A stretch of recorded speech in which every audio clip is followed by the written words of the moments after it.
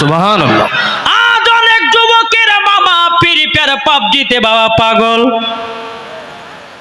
কি ও যুবক তুমি বুঝছো না, ও মুসলমান ভাই তুমি বুঝছো না, তোমাকে ফ্রি ফায়ার পাবজির ভিতরে রেখে দিও। এখন মুসলমানদেরকে এতি বাবা ধ্বংস করছে। বেশক। কি গো ধ্বংস করতেছে। এখন বাবাজি মুসলমান ভাইরাও অনেক রকমের আপনাদেরকে জ্ঞান দেওয়া বোঝার দরকার আছে। যদি বাবা আপনারা মন দিয়ে শুনেন তাইলে বুঝবেন, আর মন দিয়ে যদি না শুনেন কিছুই বুঝবেন না। আমার ওয়াজ গুলো একটু মন দিয়ে বাবাজি ব্রেন কাটিয়ে ওয়াজ গেলে শুনুন। ও বাবাজি মুসলমান, আজ যে যুবকেরা বাবা ফ্রি ফায়ার পাবজি খেলছে, আজ যে যুবকেরা আপনার হোয়াটসঅ্যাপ ফেসবুক মেসেঞ্জার বাবা আপনার কিনা চ্যাট করতেছে, বাবাজি কোনো বন্ধু হোক, কোনো ভাই হোক, কোনো আত্মীয় স্বজন হোক, হোয়াটসঅ্যাপে আপনার ঢুকলে পরে বলছে হ্যালো হাই। কি জি জি। আচ্ছা হোয়াটসঅ্যাপে ঢোকার সময় আসসালামু আলাইকুম বলতে হয়তো, যাকে মানে চ্যাট করবে প্রথমে আসসালামু আলাইকুম লেখো, তারপরে বাবা যে কথাবার্তা বলো। কিন্তু আমাদের মুসলমানদেরকে এমন ভাবে বাবা শিক্ষা করিয়ে দিয়েছে, কিছু ইহুদিরা বাবাজি হ্যালো হাই এটা মুসলমানদের ভাষা নয়, হ্যালো হাই বাবা ইহুদিদের ভাষা। কি বললাম? হ্যালো হাই ইহুদিদের ভাষা। এখন দেখেন না বাচ্চা ছেলেরাকে আপনারা কোচিংয়ে ভর্তি করছেন না? এখন ম্যাডামে শেখা যায় বলে বাড়িতে যাবাও, আর তোমার মাকে বলবা সকালবেলা তো উঠে বলবে গুড মর্নিং, রাত্রেবেলায় বলবা গুড নাইট। কি শেখাছে না? ও ম্যাডাম তোমাকে ওই মহিলাকে শেখানোর দরকার ছিল। ও তোমরা বাড়ি থেকে যখন বেরিয়ে আসবা মাকে সালাম দিবাও, বাবাকে সালাম দিবাও, রাত্রে বেলা যখন ঘুমাবাও নবীর প্রতি দুরূদ পড়ে ঘুমাবাও। ওই সন্তান বড় হয়ে আল্লাহর নেক বান্দা হবে। পাইলে নিরালাই গো নবী পাইলে নিরালাই, আমার শত শত বলেন পাইলে নিরালাই গো নবী বলেন পাইলে নিরালাই গো নবী, হালকাই করে দাও, পাইলে নিরালাই গো নবী পাইলে নিরালাই। এটা ইকো না, এটা ভেসে যাচ্ছে, ইকোটা দাও, ইকোটা। পাইলে নিরালাই গো নবী পাইলে নিরালাই, দুই কদমে চুমা খাবো, দুই কদমে চুমা খাবো, চরম দুলি মাগব গায়। পাইলে নিরালাই গো নবী পাইলে নিরালাই, পাইলে নিরালাই গো নবী পাইলে নিরালাই।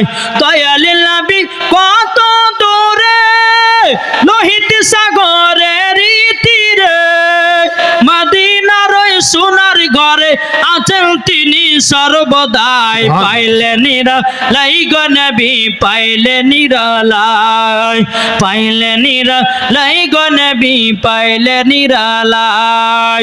দুই কদমে চুমা খাবো, দুই কদমে চুমা খাবো, চরম তুলি মাগব গায়।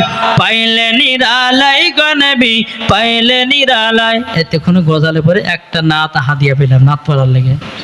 জি হ্যাঁ, আমি তো জানি না এদিকে বাবা হাত দিয়ে দিতে বুঝে না, আলেমেরা যত কষ্ট করুক, কিন্তু মালদাহা কালিয়াচকের দিকে এদের ইনাদের এলাকার দিকে যেহেতু সুন্দর সুন্দর নাত পাওয়া যায়, হাদিয়াও পাওয়া যায়।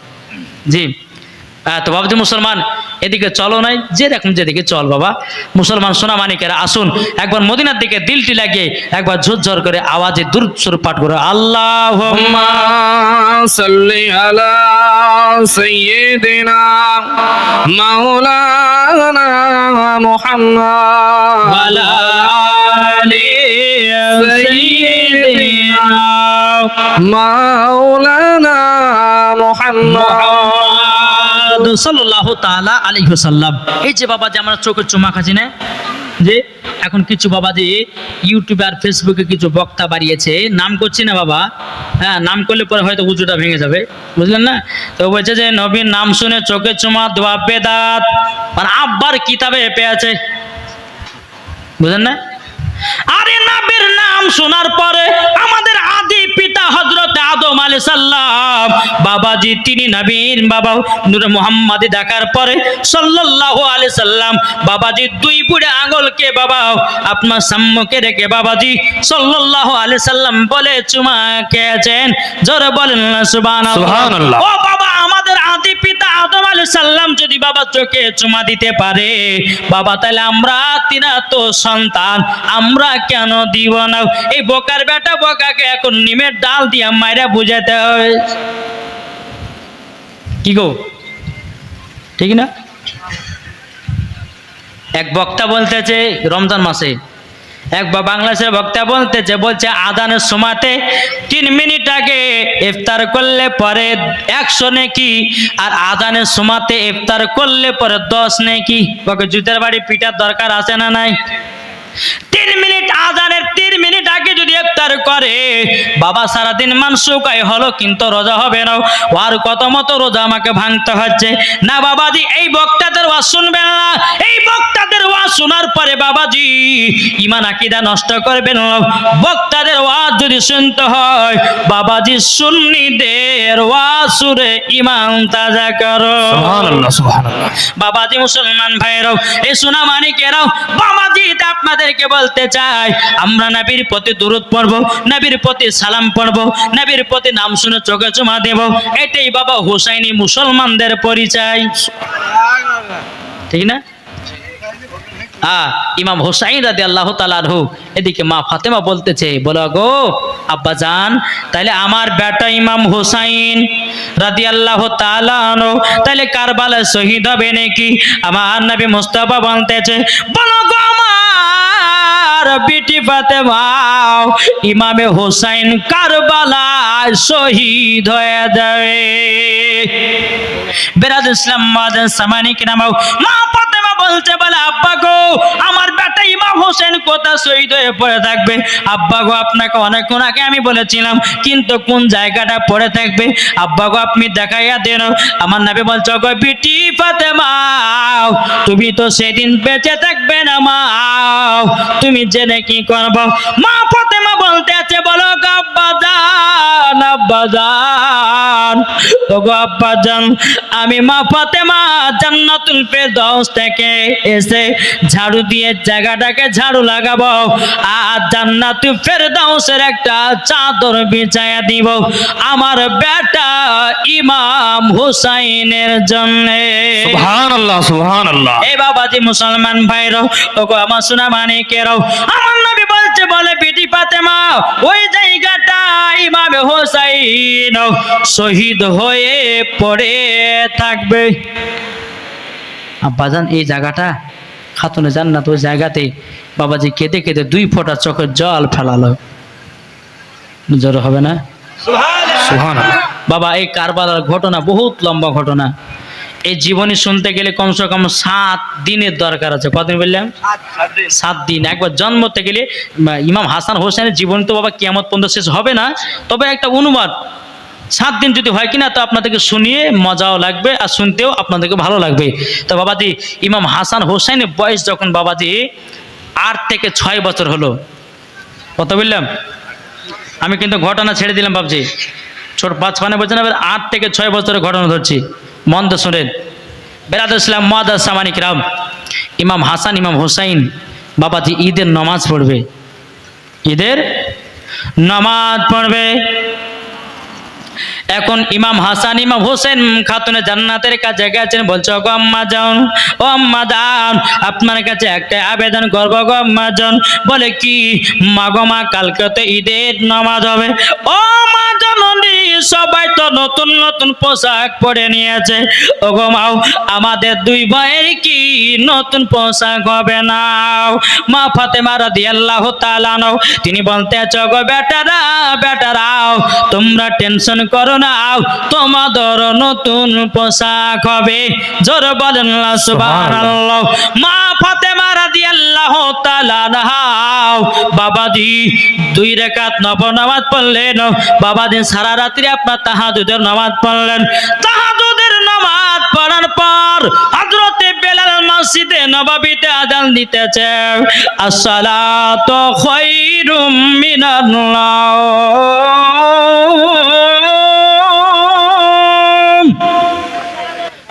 জান্নাত বলছে আল্লাহ গো আপনি রাতটাকে এত ছোট করেছেন, আমার ইবাদত করে যেন মনে তৃপ্তি মিটল না, আমার মনে যেন আপনার কিনা মনের আশা বাসনা মিটল না। আল্লাহ গো এত তাড়াতাড়ি রাত শেষ হয়ে গেল। এ বাবা যে মুসলমান ভাইরাও, এর নাম ছিল খাতুনে জান্নাত। আর আমাদের ঘরের মা বোনেরা এসার সুমাতে বাবা 4 রাকাত ফরজ নামাজ পড়তে গিয়ে বাবা 3 বার ঢোলে, বুঝলে না? কোন মা বাবা নামাজ পড়ে দাঁড়িয়েছে, হয়তো এসা কি মাগরিবের কি জোহরের, কোন মা নিয়াত করেছে আল্লাহু আকবার, সূরা ফাতিহা পড়তেছে, এদিকে পেছন থেকে এসে বিড়িতে বলছে, বলে মা মুরগির গোশতটা কোথায় রেখেছো, তোমার জামাই খাবে। তো নামাজের ভিতরে যেতে হাড়ির ভিতরে চলে গেছে, আবার আল্লাহু আকবার কি আছে না নামাজ হবে। 4 রাকাতে নিয়াত করেছে বাবাজি, ঢুলে ঢুলে ঢুলে আপনার ভুলি গেল, 3 রাকাত পড়লাম না 4 রাকাত পড়লাম, 2 রাকাতে সালাম ফিরিয়ে দিয়েছে, আবার উঠে আবার দাঁড়ালো, আবার বাবা ঢলতেছে, ওয়াই করছে সারা রাত ধরে, এসার নমাজে ফুরাই না কি আছে না। আর যখন মা বোনেরা যখন বাবা রাত্রে সিরিয়াল দেখবে, ঘুম আসবে না, চোখ ফাড়া ফাড়া দেখবে, তখন মনে হচ্ছে বাবাজি চোখে ওদের লবণের গুঁড়া ভরি, কি ঠিক না? ঠিক, হক কথা বলবো বাপ। জি, রাগলে রাগেন, ফাটলে ফাটেন, অসুবিধা নাই। জি জি বেরাদুল ইসলাম মাদান সামানিক রাবাও, এদিকের মায়েরা বাবা সিরিয়ালটি দেখেন, আমি ভগবান গলার মায়েদের কথা বলতেছি বাবা। ও মা জাননী খাতুনে জান্নাতের মতো নারী হন গো মা, মা ফাতেমার মতো যদি নারী হতে পারো, মরার পরে তোমরা জান্নাতি হবে। মা ফাতেমা কার নাম, জীবনে একটা মিথ্যা বলেনি। মা ফাতেমা কার নাম, জীবনে কারো চেহারা দেখেনি। মা ফাতেমা কার নাম, মা ফাতেমার চেহারা কেউ দেখতে পাই না। মা ফাতেমা কার নাম, জীবনে 1 ওয়াক্ত নামাজ কাজা করে না। আর আমাদের ঘরের মা বোনেরাও বাবাজি আর জীবনে 1 ওয়াক্ত সিরিয়াল কাজা করে না। এটাই হলো মা বোনেদের পরিচয়। ও মা, ও মা জাননী শুনে যাও, মা রাতের বেলা মাও, আমার নাম মাওলানা ওবায়দুল ইসলাম জামালি, আপনাদের গ্রামে এসেছি অতি তাড়াতাড়ি। ও মা জাননী, নারী যদি হতে হয় হযরতে রাবিয়া বসির মতো নারী হও, নারী যদি হতে হয় হযরতে মা আমিনার মতো নারী হও, নারী যদি হতে হয় হযরতে আপনার কি নাও মারিয়মের মতো হও, নারী যদি হতে হয় হযরতে মা হাওয়া রাদিয়াল্লাহু তাআলা আনহার মতো নারী হন, নারী যদি হতে হয় হযরতে মা খাদিজার মতো নারী হন, নারী যদি হতে হয় মা ফাতেমার মতো নারী হন, মরার পরে জান্নাতি হয়ে যাবে। সুবহানাল্লাহ, সুবহানাল্লাহ। এদিকে খাতুনে জান্নাত কি করেছে, ইমাম হাসান ইমাম হোসাইন কিন্তু মার কাছে আবেদন করেছে কিসের জন্য, নতুন জামা পরবে, নতুন জামা পরে ঈদের মাঠে যাবে। ফজরের যখন বাবা বেলাল আযান দিল, এদিকে খাতুনে জান্নাত বাবাজি একটা তসবিহ পড়ল বাবা, সেই তসবিহটার নাম হলো ফাতেমায়ে তাসবিহ। আমার আল্লাহ বলতেছেন, এই ফাতেমায়ে তাসবিহ যারা আমল করে আল্লাহর কাছে যা চাইবে আল্লাহ পাক তাকে সেটাই দান করবে। এই বাবাজি মা ফাতেমা রাদিয়াল্লাহু তাআলা তিনি ফাতেমায়ে তাসবিহ আমল করলেন, আল্লাহর কাছে দোকানে হাত তুলে দেয়, আল্লাহ আমার বেটে ইমাম হাসান ইমাম হোসাইন আল্লাহ গো আমার কাছে জানো পোশাক চেয়েছে, আল্লাহ ঈদের মাঠে নামাজ পড়তে যাওয়ার জন্য, আল্লাহ গো আমার 2 বেটার পোশাক জলদি করে পাঠিয়ে দাও। বাবা যখন সকাল হয়ে গেল, একজন বাবা মদিনা দর্জি সেজে এসে বাবাজি ইমাম হাসান ইমাম হোসাইনের পোশাক দিয়ে গেল খাতুনে জান্নাতের বাড়িতে। যখন মা ফাতেমা রাদিয়াল্লাহু তাআলা আনহার গেটের কাছে বাবাজি খটখট করে আওয়াজ দিয়েছে, কে তুমি কে? বলে আমি ইমাম হাসান হোসাইনের দর্জি এসেছি, বাড়ি হলো মদিনায়। জোরে বলেন সুবহানাল্লাহ। এ বাবাজি মুসলমান ভাইরাও, মা ফাতেমা পর্দার আড়ালে আছে আসছে। মা ফাতেমা বলছে বলে আপনি গেটের কাছে পোশাকগুলো রেখে দিয়ে চলে যান, জোরে বলেন সুবহানাল্লাহ। আর আমাদের ঘরের মা বোনেরা, কোন যুবক যদি বাড়িতে যায়, যুবক যদি না ঢোকে, বাবাজি মহিলাটা জোর জবরদস্তি ছেলেটাকে নিয়ে ঘরে ঢোকে। এটাই আমার মা বোনেদের পরিচয়। এখন ভাবি বলছে এই তোর ভাই নাই কেরালা চাই, ঘরের ভিতরে আয় আর একটা করে পান খেয়ে যা, বুঝলেন না জি? তোর ভাই নাই বাড়িতে, অসুবিধা নাই, তোর ভাই আছে কেরালায়, যত পারবি দেখ, অসুবিধা নাই, একটা পান খেয়ে যা তাড়াতাড়ি করে। এখন পান খেতে যে বাবাজি সবই চলে গেল। এখন যাই আপনার বিদেশে খাটতেছে বাবাজি, এ সোনা মানিকের আসে বাবাজি ঝোল খানা পেয়েছে, বুঝেন না? চলছে না, চলছে না? মুসলমানদের এত বাবা খারাপ গতি হবে কেন রে বাবা? আল্লাহ বলছে বলে বান্দারে, তোমার দিলে যদি নবীর মোহাব্বত থাকে, তোমার দিলে যদি কোনো খারাপের নিয়াত না থাকে, আল্লাহ বলতেছে মরার পরে জান্নাতি জান্নাতি। সুবহানাল্লাহ। এ বাবা এখনো ইমানদার মানুষ আছে রে বাবা, ইমানদার মানুষ দুনিয়াতে এখনো আছে, বলে বাবা দুনিয়াটা টিকে আছে। একটা ইমানদারের ঘটনা বলবো, তাজা ঘটনা, এটা কোন হাদিসের, এটা বাবাজি হাদিসের কথা নয়, আর এটা বাবাজি কোরআনের কথা নয়, এটা ডাইরেক্ট বাবাজি আপনার ঘটনাটা ঘটেছে এয়ারপোর্টে, জোরে বলেন জি। ইমাম হাসান হোসেন জীবনে বলবো, তো বাবাজি আপনাদেরকে সব দিক দিকটা আমাকে বোঝাতে হয়েছে, ঠিক কিনা বলেন? আর যদি জীবনী যদি আপনার ভুলে চলে যায়, তো একটা জীবনী শুনবেন কিন্তু অন্য আর আউট জ্ঞান ঢুকবে না, একটু বোঝার চেষ্টা করেন। এখনো দুনিয়াতে ইমানদার আছে না নাই? একজন গরিব ব্যক্তি, তার নাম হচ্ছে মোহাম্মদ আমির। কি বললাম? মোহাম্মদ আমির বাবাজি কত কষ্ট করে টাকা জমিয়ে জমিয়ে মদিনাতে যাওয়ার জন্যে তার পাসপোর্ট করেছে, তারপর আপনার প্লেনের টিকিট কেটেছে।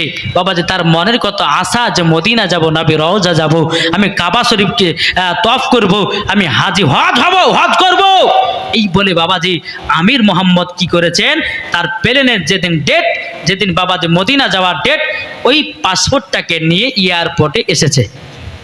এয়ারপোর্টে যখন আসে, এখন বাবাজি এয়ারপোর্টের গেটম্যান বাবা পাসপোর্ট চেক ইন করে, জি পাসপোর্ট চেক ইন করে।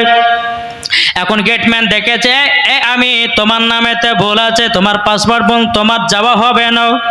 আমিরের কপালে মনে যে মাথায় বাজকা ভেঙে পড়লো, আল্লাহ গো এত কষ্ট করে টাকা জমিয়ে নবী রওজাতে যাব বলে, আল্লাহ আমি কি রওজা যেতে পাবো না?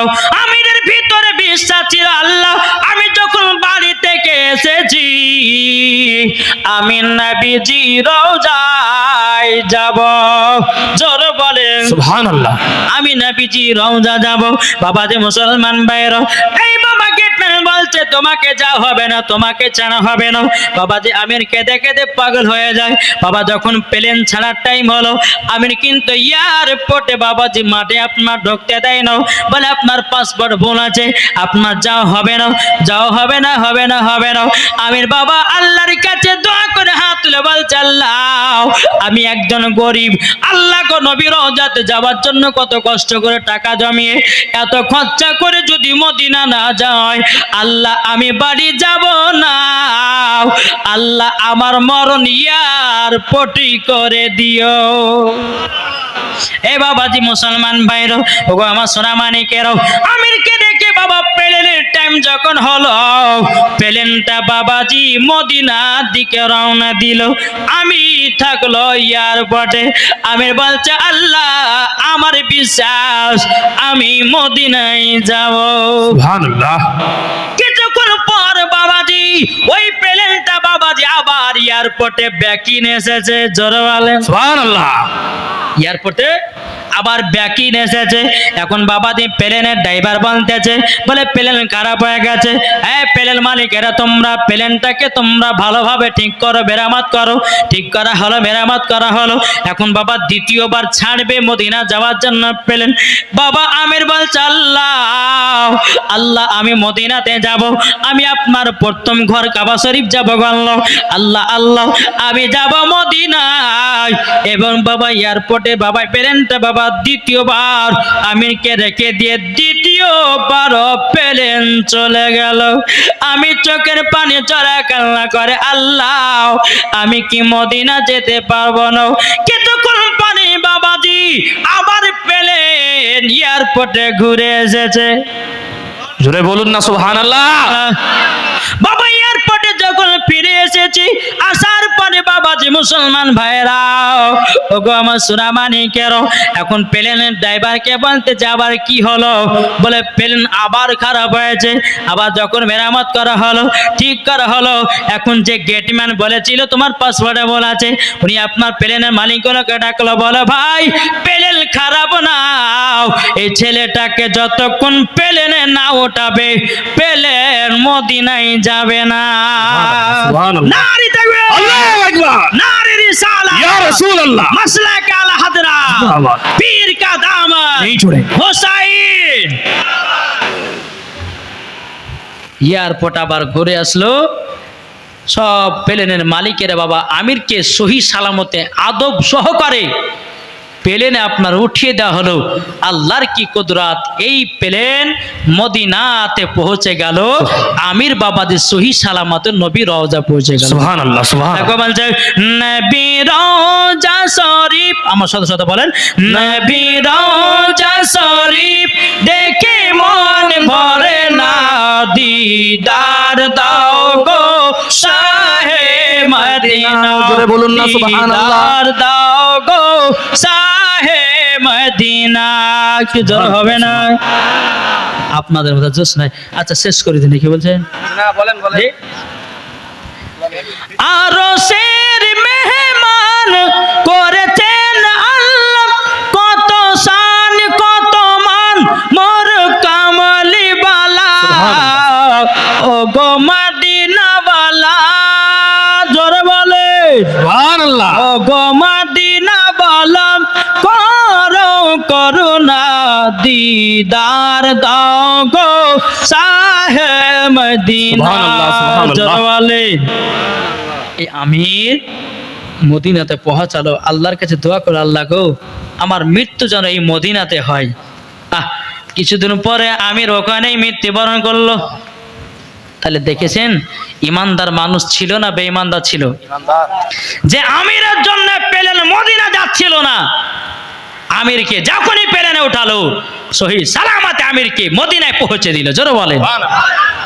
এইরকম বিশ্বাস রাখো, দেখবে যার ভিতরে এরকম বিশ্বাস থাকবে আল্লাহ পাক আল্লাহ তাআলা ওই বান্দাকে আল্লাহ হেফাজত করবে, আল্লাহ তরফ থেকে আপনাকে সহযোগিতাও করবে। জোরে বলেন। জি, আল্লাহ পাক আল্লাহ তাআলা আমাদের সকলকে নবীজির গোলাম নবীজির আশিক যেন বানিয়ে দেয়। একবার দুরূদ শরীফ পাঠ করুন। আল্লাহুম্মা